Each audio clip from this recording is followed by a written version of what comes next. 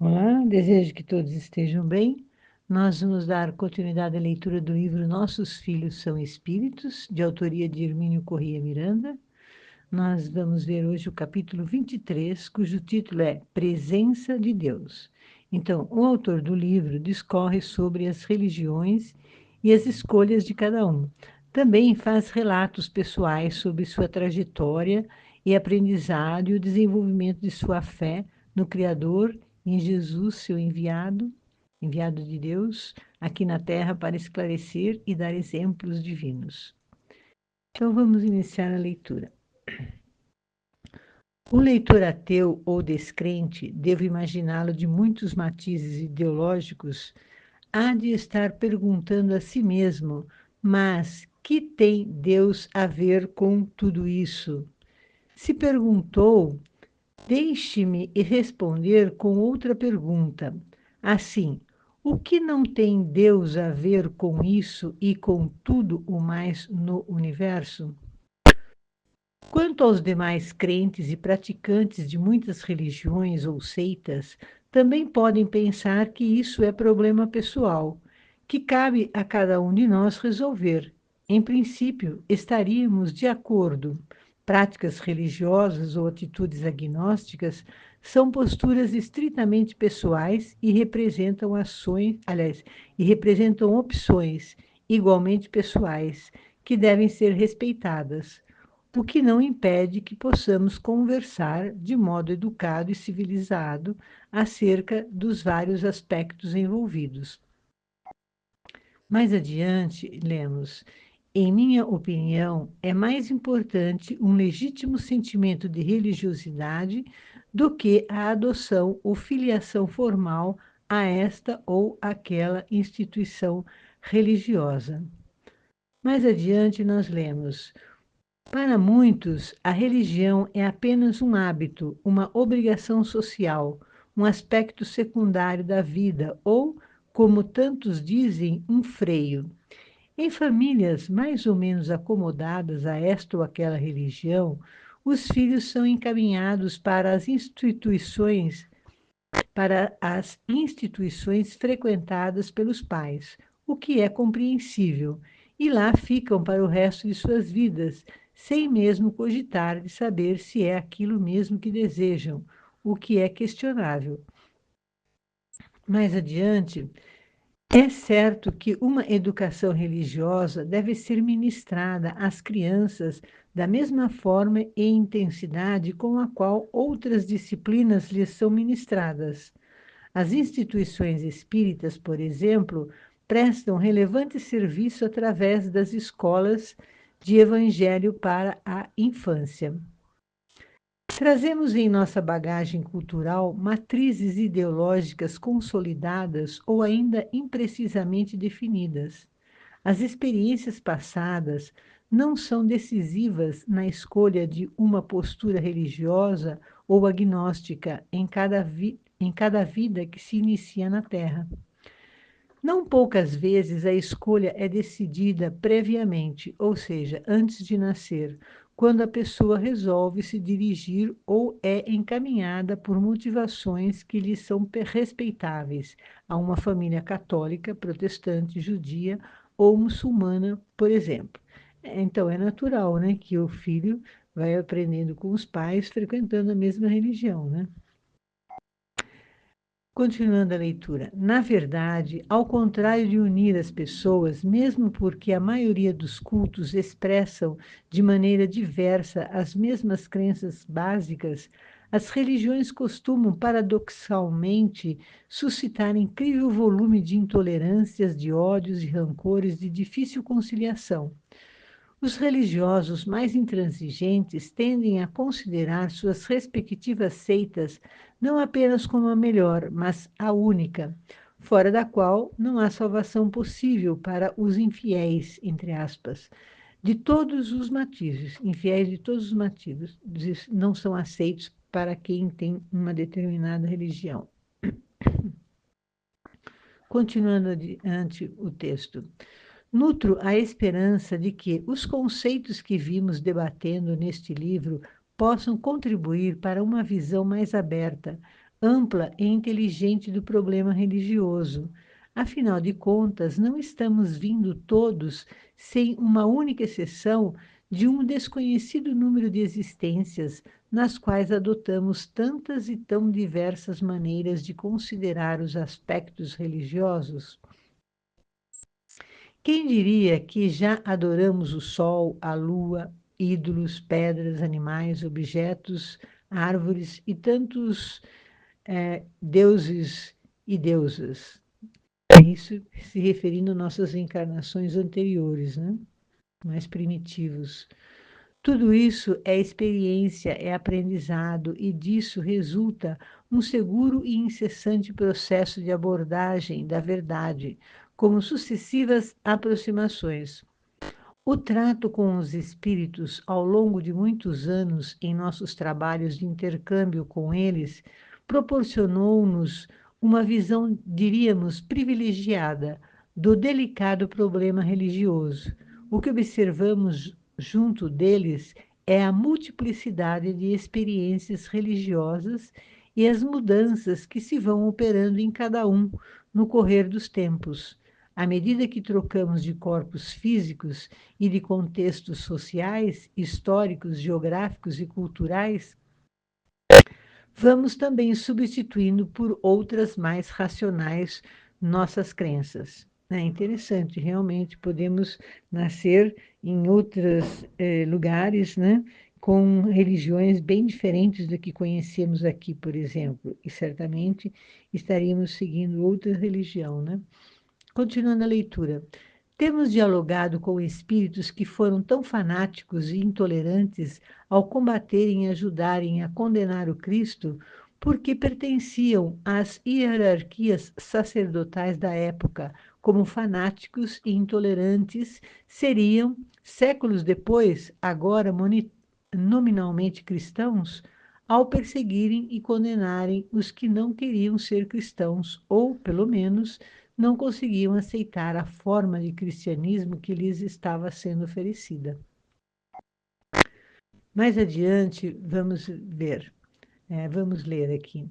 Sejamos, portanto, realistas. As crianças são pessoas que trazem consigo denso conteúdo de experiência religiosa do passado.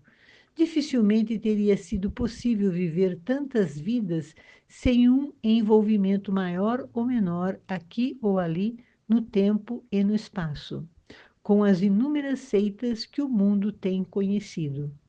Muitas, senão a maioria de tais vivências, foram desastrosas, deixaram sequelas de difícil erradicação e indeléveis marcas na mente e no coração de muita gente. E não foram somente os que praticaram erradamente as religiões ou as usaram como instrumento de opressão, mas também os que sofreram em consequência de tais erros e penaram sob o peso de insuportáveis opressões. Isso acontece porque a lei costuma determinar a reversão das posições, e o fanático de hoje será fatalmente a futura vítima do fanático alheio. Ante este quadro, um tanto aflitivo, parece irrealista esperar crianças perfeitamente ajustadas aos conceitos de religiosidade e dispostas a optar, desta vez, por uma expressão religiosa equilibrada, serena, convicta e de elevada condição ética. Foram muitos e severos os desequilíbrios, os desacertos, os equívocos e até mesmo os crimes cometidos em nome de Deus e desastrosamente justificados como expressões mesmas do próprio amor a Deus ou ao Cristo, ou aos códigos tidos por sagrados, únicos e irretocáveis. Nesse aspecto mais sensível para muitos, é meu propósito não ilustrar o relato dos casos alheios. Resta-me a alternativa de um depoimento pessoal. Deve-se lembrar o leitor de que, páginas atrás, disse-lhe eu que me foi concedida a oportunidade de conhecer larga faixa de minhas vivências anteriores. É verdade isso, e sou muito grato aos orientadores e instrutores espirituais que contribuíram para que tais coisas me fossem ensinadas. Com elas, eu consegui armar o painel panorâmico que hoje me proporciona uma visão de fantástica beleza e harmonia que, decisivamente, contribuiu para a elaboração de uma filosofia de vida fundamentalmente religiosa. Não como atitude para ser assumida 1 ou 2 horas por semana, mas como postura permanente. Não é a religião um aspecto da vida, mas a vida em si é religião, no sentido de que tudo está em Deus, tudo se move nele, tudo se regula pelas leis naturais que a inteligência suprema criou. Tudo converge para ele e dele reflui. Sei, pois, de existências vividas em templos egípcios, em épocas mitológicas, como na Grécia, em estruturas hebraicas de pensamento, tanto quanto não poucos séculos de militância ativa na Igreja Católica e, em seguida, na derivação reformista do século XVI. Que lições posso tirar de tudo isso, senão a de que muita coisa somou e outras tantas subtraíram-se na manipulação dessa massa, espantosa massa de experiência religiosa? Foi o que tornou possível destilar-se à chama de não poucos sofrimentos, equívocos, desenganos e erros mais graves, conceitos purificados que hoje me submeto, aliás, que hoje me sustentam acima da mera crença, para assumir a estatura e a solidez de uma convicção. Esta, 2 pontos, somos espíritos imortais, indestrutíveis, perfectíveis, e para isso é que vamos e voltamos entre um mundo e outro, ou seja, entre as duas faces, os dois aspectos do mesmo mundo. Um deles, de maior densidade material, exploramos com os sentidos limitadores que a carne nos proporciona, no outro, mais diáfano, exploramos diferentes formas de vida, não menos real do que esta, para a qual dispomos de outras sensibilidades refinadas, sutis, abrangentes e superiores. Então, nós encarnamos, estamos na matéria, temos uma limitação de vivência, uma possibilidade de observação. E desencarnados, nós estamos no plano espiritual. Ao iniciar-se esta vida, vi-me naturalmente encaminhado para o catolicismo, a religião de minha mãe. Foi ela quem me ensinou a orar, essa magnífica e insubstituível maneira de conservar, aliás, insubstituível maneira de conversar com Deus. Era quem me falava de Deus, do Cristo e do Evangelho. Era quem me pregava na singela e veemente expressão do exemplo, tanto quanto da palavra, uma ética limpa e de fácil entendimento. Como viria eu a observar mais tarde, ou como já observara antes, não sei, a verdade é simples, discreta, silenciosa, transparente, tão singela que muitas pessoas nem se dignam olhar para ela. Julgam-na uma inexpressiva e anônima figura perdida na multidão. Era simples e prática a decisão de minha mãe a nosso respeito, ou seja, quanto aos 10 espíritos que acolheu generosamente para gerar-lhes os corpos e guiar-lhes os primeiros passos na nova vida. Manteve-se católica até o fim, praticando de modo assíduo e convicto a religião de sua escolha, mas sem fantasias ou beatismos. Abre aspas, ele diz, primeiro a obrigação, ensinava ela, depois a devoção, fecha aspas. Enquanto estivéssemos sob sua responsabilidade, ficaríamos sob a tutela da Igreja Católica. Daí em diante, a opção seria nossa, tanto quanto a correspondente responsabilidade. Lembro-me que, ainda na dependência de seus devotados cuidados e canseiras, comecei a sentir o desencanto pela religião de sua preferência. Não me atraíam os rituais, os sacramentos e, obrigações paralelas, mas principalmente as estruturas de pensamento que me eram oferecidas. Eu começava a questioná-las, e nem sempre as respostas e esclarecimentos eram satisfatórios. Estou certo de que ela percebia tais vacilações e inquietações, como também é certo que me solicitava docemente a insistir na prática religiosa, na qual via tantas consolações para suas dificuldades, lembrando-me a missa ou as obrigações sacramentais de praxe, nas épocas devidas, para que não pudesse em perigo minha alma, aliás, para que não pusesse em perigo minha alma, pela qual certamente ela se interessava e muito. Nunca, porém, forçou nada e nada impôs a nenhum de nós.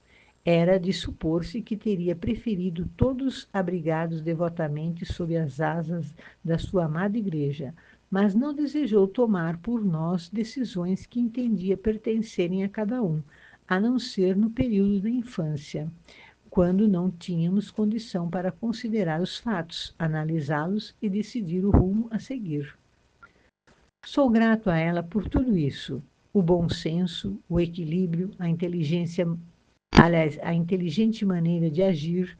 Mais do que grato, considero-me privilegiado por ter tido a oportunidade de conviver com um espírito generoso e pacífico, embora decidido e firme, que nos impregnou com o seu verdadeiro senso de religiosidade. Lembro-me de como isso foi importante para que eu pudesse atravessar sem maiores conflitos íntimos o período em que, sem conseguir aceitar mais as estruturas doutrinárias da sua religião, não tinha ainda devidamente conscientizadas as que eu certamente trouxera comigo nas profundezas da memória, como programa de ação para esta existência. Foi uma época de incertezas, é verdade, de dúvidas e inquietações, de desalento e desencanto também. Se não era aquela a maneira de expressar-me como ser humano perante Deus e o universo em que eu vivia, qual seria então? Dois importantes pontos de apoio se salvaram em mim e sobreviveram a esse período de reformulação. A existência de Deus, que me parecia mais do que óbvia, indispensável a um universo claramente orgânico e harmônico, e a grande admiração e respeito, carinho mesmo, pela majestosa figura de Jesus e sua filosofia básica, tal como eu podia vê-las nos textos evangélicos. Esta fase ficou, de certa forma, documentada, de vez que, como o primeiro salário ganho em um emprego melhor, recém-obtido, comprei, em 31 de julho de 1939, um exemplar da Bíblia. Tinha 19 anos de idade. Minha mãe, sempre atenta, advertiu que se tratava de uma Bíblia protestante.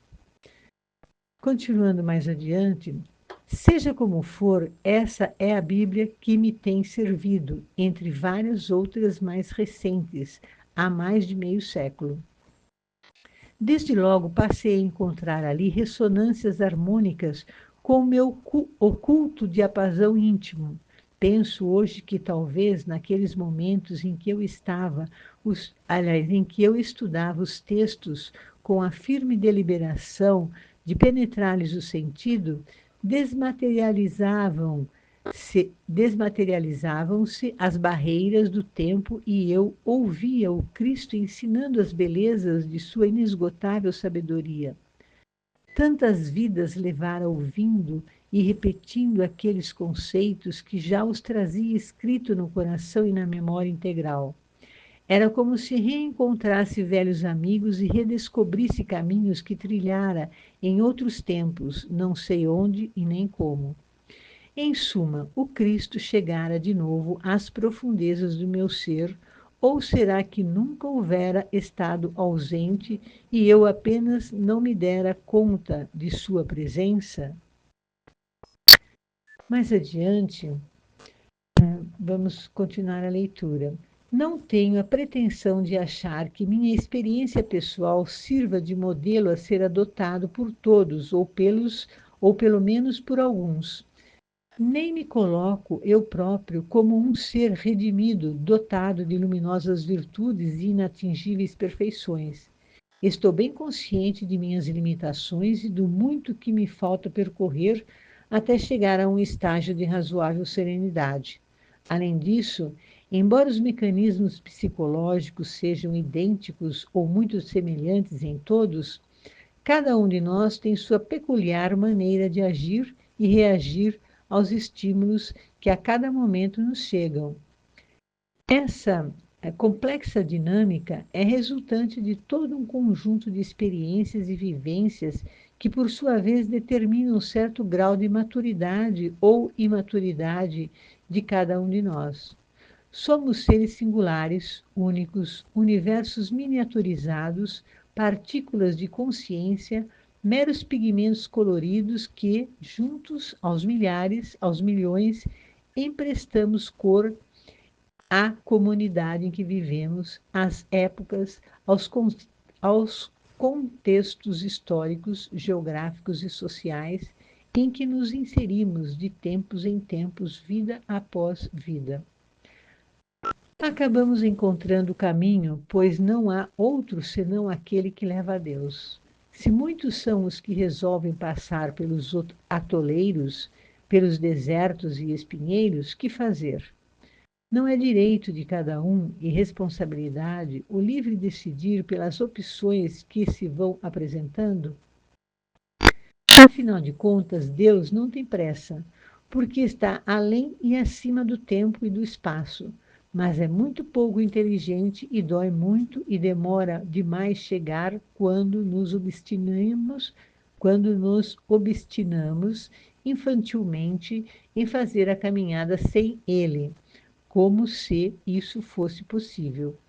Um dia fazemos uma parada para pensar e nos dizemos, abre aspas, meu Deus, quanto tempo perdido, quanto sofrimento inútil, fecha aspas. É aí que começa a subida para a luz. Ela será tanto mais rápida e fácil, mesmo em sua lentidão e dificuldade, quando mãos generosas se estenderem para nos ajudar, acendendo fachos pelos caminhos, sustentando-nos no momento do tropeço ou fazendo junto ao nosso ouvido a concha amiga para que seja sussurrada uma palavra de encorajamento, de amor fraterno e de solidariedade. O que importa é isso, não esta ou aquela religião específica. O que importa é a presença de Deus em nós, claro, mas não apenas isso, e sim a nossa consciência de tal presença. E isso começamos a perceber primeiro no coração de mães generosas, antes de notar que também em nós ele está. Se lá não conseguimos vê-lo, qualquer que seja a razão, podemos estar certos de que ficará mais difícil encontrá-lo em nós. Em nós mesmos. Né? Então, vou repetir a frase. Se lá não conseguimos vê-lo, qualquer que seja a razão, podemos estar certos de que ficará mais difícil encontrá-lo em nós mesmos. Então, vemos aqui o caso da mãe do autor do livro, que encaminha seus filhos para conhecer, entender, aprender a amar a Deus, se sensibilizar com os ensinamentos do Cristo e reconhecer a importância desses ensinos para a evolução de seus filhos, seguindo dentro das leis divinas. Praticando os ensinamentos de Jesus, podemos evoluir mais cedo, embora o trajeto seja longo, pois a prática e a fé precisam estar em todos os nossos atos e pensamentos. E temos muito a aprender. Daí a importância também da evangelização às crianças e aos jovens, e não só aos adultos. Desde cedo, aprendendo os ensinamentos do Cristo, mais cedo se compreende a importância da vida de cada um de nós, o respeito à própria vida e ao outro. Somos todos irmãos diante de Deus, nosso Criador, e cada um nos auxiliamos uns aos outros. Quanto mais fomos capazes de compreender e praticar esses ensinamentos do Cristo. Que tenhamos uma boa semana a todos.